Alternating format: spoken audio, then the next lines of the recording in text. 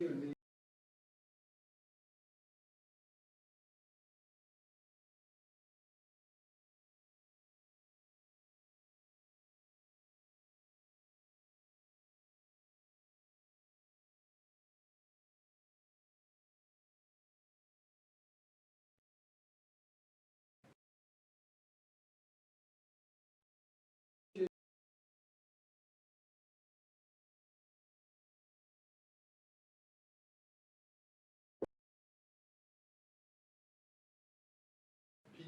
committee.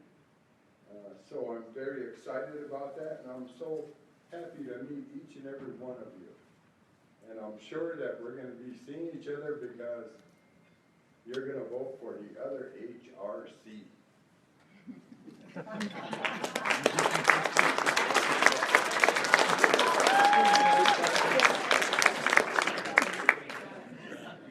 My grandfather made a visit over in Washington, D.C.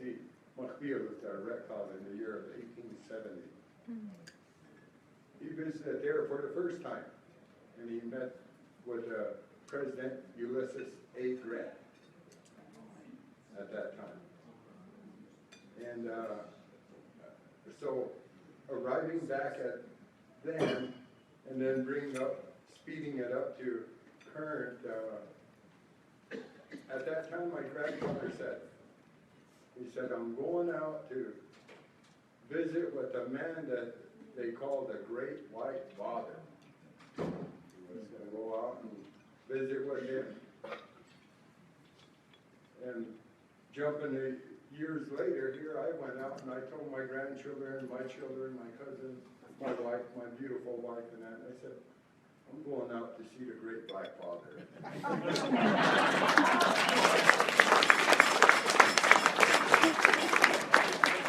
So we all know 110% in this room that we may be journeying to see the Great White Mother. Very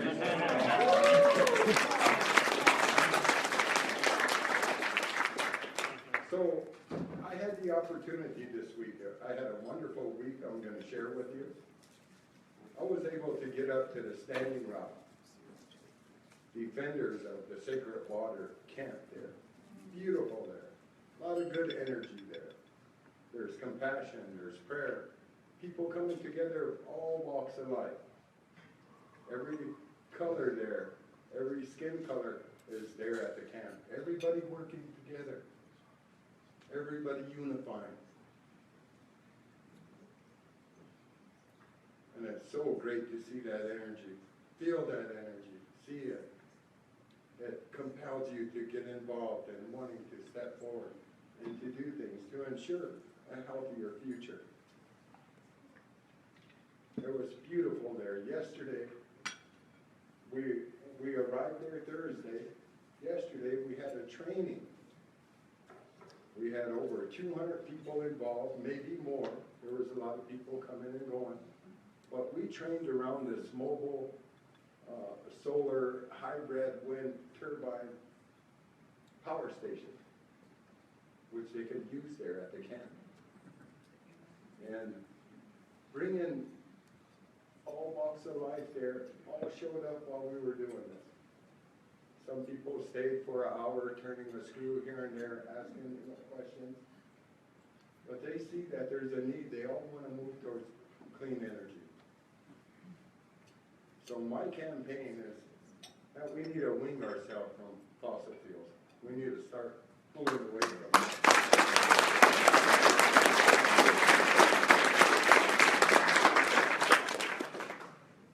I've been involved in renewable energy now for 21 years.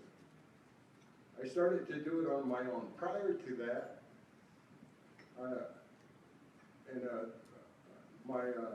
my work profession was structural steel. I built a lot of high rises. I worked down here in Rapid City at the Civic Center, Holiday Inn there. I helped put that together in various buildings within the Rapid City here. But I spent several years doing that. And I saw many things out there, many different ways of life, met a lot of people. Spent a lot of time on the Washington Bridge out there in New York City. We were, what they call it is cow dogging. I don't know why they called it that, but that's what I was doing. I was there changing rivets, these ancient old rivets out to high tensile bolt nuts, and so I was able to see a lot there, different walks of life, and then getting out there working. I had to leave home because there was no work, there was nothing happening there. I had to leave. I had a small family. I have a small family today. With that small family, we have 17 children, so those of you that have big families, you know what I'm talking about. So being out there and being, but my heart was always at home here. It was always here. One day I thought, okay, it's time for me to return home.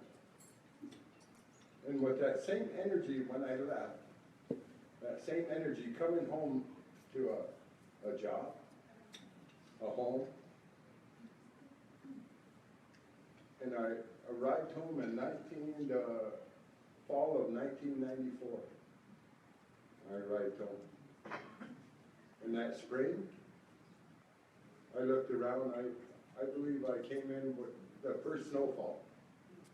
Late on November, January, February, I came home and started to look for this home, look for the job, and I didn't find it. I felt so, terrible. I was thinking that I should get back on the road. I was a union worker, and I think my scale was like $38 an hour, so I had a roof over my head. I was, doing things while I was out, but my family was at home. My grandparents, my parents, uncles, aunties, everybody was at home. And that's where I wanted to be. So when I arrived home, I started to look, and I started to listen to the old people and their visions, their hopes, and what they wanted to see with the next generation. So I took a mini vision quest, so to speak, just all by myself. I went out on some land that we had back home. Well, I went up on the hill, spent the night there, trying to decide what I was going to do. I came to a crossroad in my life there, and thinking, okay, what am I going to do? And that morning was so beautiful. That sunrise was so beautiful. I reached out, sang some of the grandpa songs that he went and taught my father, and so on. And I reached out to the power of the sun. And the sun rays hit the palms of my hand, and now and then I remind myself and I reach out to Albetuwi Kawonia Wakan, the life-giving force of the sun. And you can feel the power come right through your hand. Try it, please. Sometime, try this. Reach out for the sun and you'll feel that life-giving force come right through the palm of your hands to the soles of your feet and reconnecting you to the earth. And with that, at that moment, I realized that I'm going to stay. I'm basically going to stay and do something. Do something for myself as well as the community. So thank goodness for Grandpa Google. Does anybody use Grandpa? I started to do a lot of research around renewable energy. Started to do some research around natural build to bring up the quality of life for my family there, living on some land there. We love to garden. We like to grow our food. And so doing these research and doing these garage applications, small garage applications, which led me to business can be developed here. Some jobs can happen here. So I took those steps and started moving in that direction. Today, since that time, I was able to meet a lot of people, connect a lot of dots, build bridges, build partnerships, friends, allies. And within there, I formed a partnership with Richard Fox back here. Richard Fox, standing back here, he's a nonprofit out of Fort Collins, Colorado, Trees, Water, and People.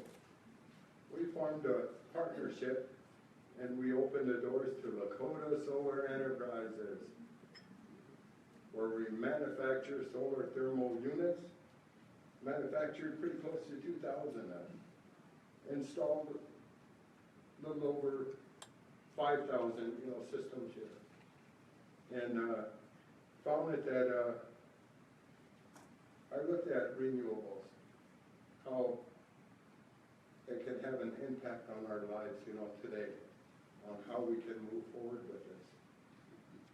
And we need you. It's a critical time, friends, collage. We want our life to continue. We want to be Ohiya.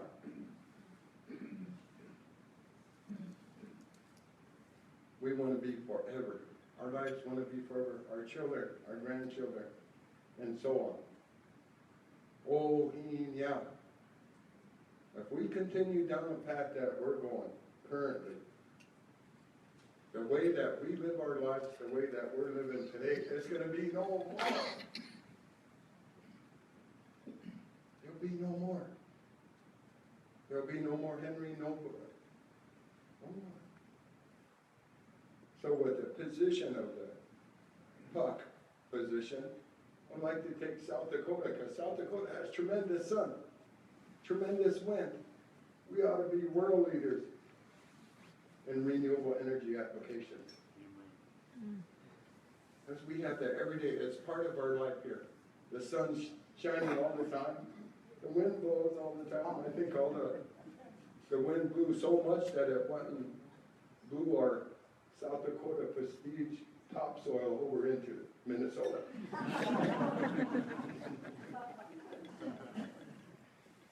So I think it's that time for a change.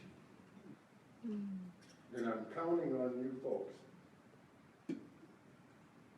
so we can make that change together. We're going to move together. As we all know, the Native American and the white Caucasians' history's been a bad one. We can't change that in any way. We can't change that. Nobody can sit back in the past to, change this. But we can embrace it. We can learn from it. It gives us a direction. It's time for unification so we can all go together. That way our life is going to be forever. Ohiya.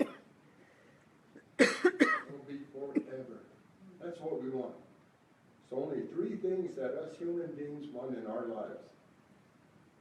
Basic, simple things that are hard to reach right now. We want good quality drinking water. We want good food. And we want to raise our children. Currently, we're afraid to drink water.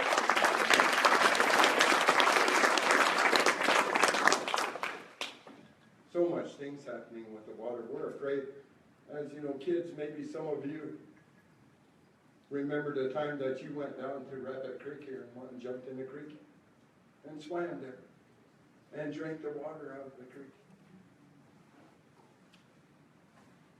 Now we're afraid to drink that same water as we did as children. We're afraid of the water. We're afraid of food. We don't know where the food's coming from. We're very afraid. And then we're kind of losing a generation gap with our next future leaders, decision makers. So with renewable energy, we can rebuild all of this. We can ensure that we have South Dakota is going to be the leading state in renewable energy, where other states can follow us. We can start setting this precedent. We'll start moving forward. We can't do it overnight. I can't do it alone, but we can do it together.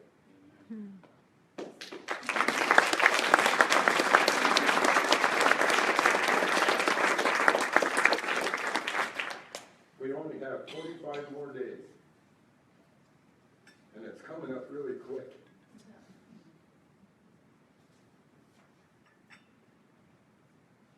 We need to start voting blue. I'm meeting with the 9 tribes here in the state of South Dakota. 9 tribes we have here. Currently, there's some 17-year-olds that are going to become 18 before November 8th. Counting up the votes, there's like 90,000 votes out there we can use.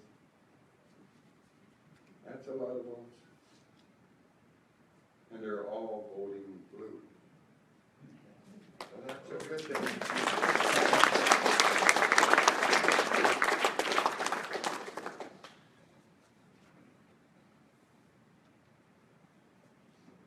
So I'm very happy to be able to, one of the very, I never ran for public office. And it's very interesting and exciting for me, all the possibilities. 2 years ago was the very first time that I heard of Public Utility Commission.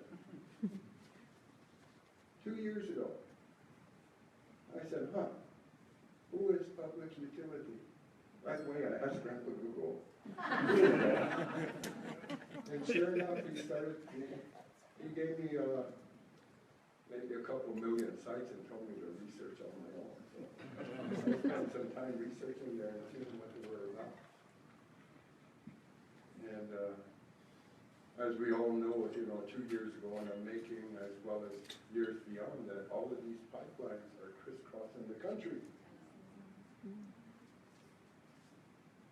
It's very dangerous for the environment, human generations, water, all of these things that are given from Kantanka, the Great Spirit, God. He's given these to us to utilize. And we're ruining it. Pipelines everywhere. So we need to start looking at that really serious. I'm going to be standing there with you all. We're going to stop future pipelines ever happening in our state.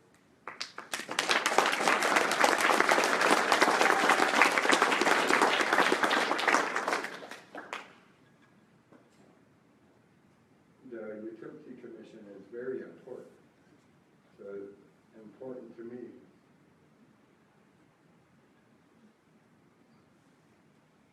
Because we can't continue down the path that way. We can't.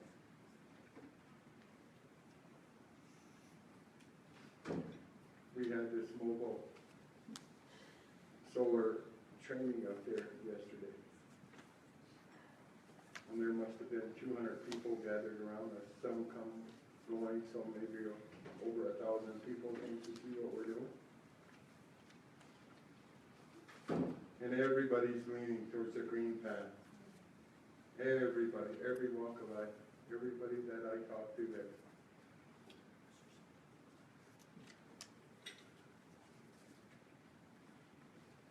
It's that time to start making that change. We all know, we understand. We know that this needs to happen. And being in this here commission, I'll be able to be there to make sure that we start kneeling towards renewables.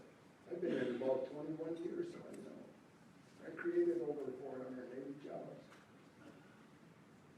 Here in South Dakota, our number one economy is tourism.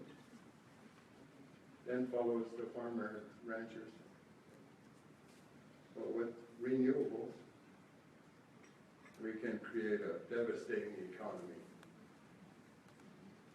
That's going to not only take care of us, we'll all have jobs, we'll be lessening our carbon footprints, we'll be having such a wonderful time that they're going to remember us forever. We're going to be making history together, folks.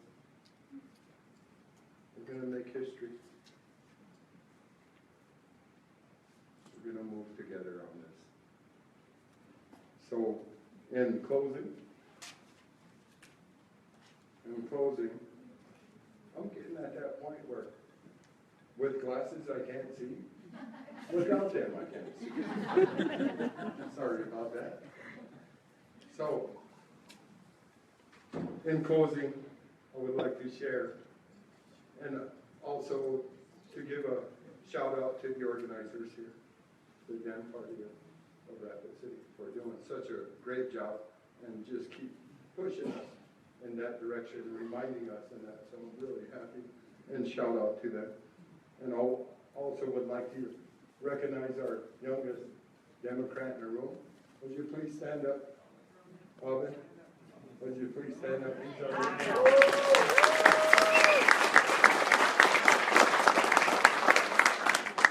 We all know that he is why we are doing what we're doing today as, Democrats. He is why.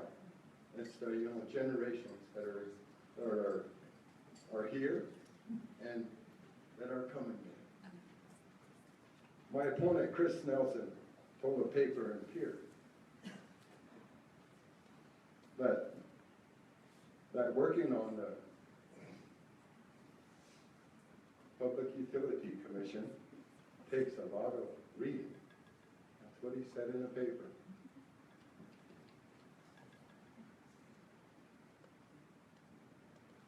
Well, I like reading too. We all like reading.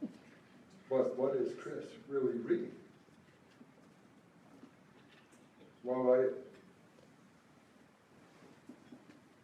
I think he's reading hundreds of reports from the oil companies. That's what I think he's doing.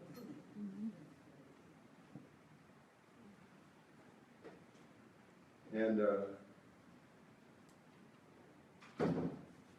he's doing so much reading that he's following the law, their research, and saying, okay, he's not out there meeting with us folks. He's not out there meeting with us farmers, ranchers, and tribal. He's not out there meeting, talking, sharing with us on these decisions that need to be made. He's just overstepping us all and making these here bad decisions. He's not out there consulting us and asking us. He never spends the time to come out. He's constantly reading laws and that.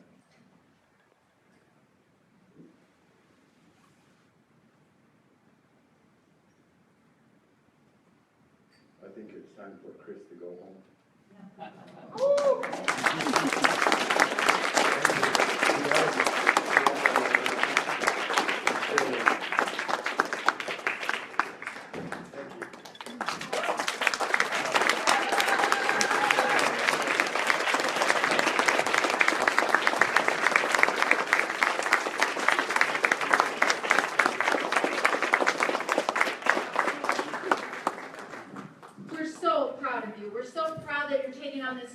This is a great office for the right person at the right time in our state's history. Let's elect Henry Red Cloud.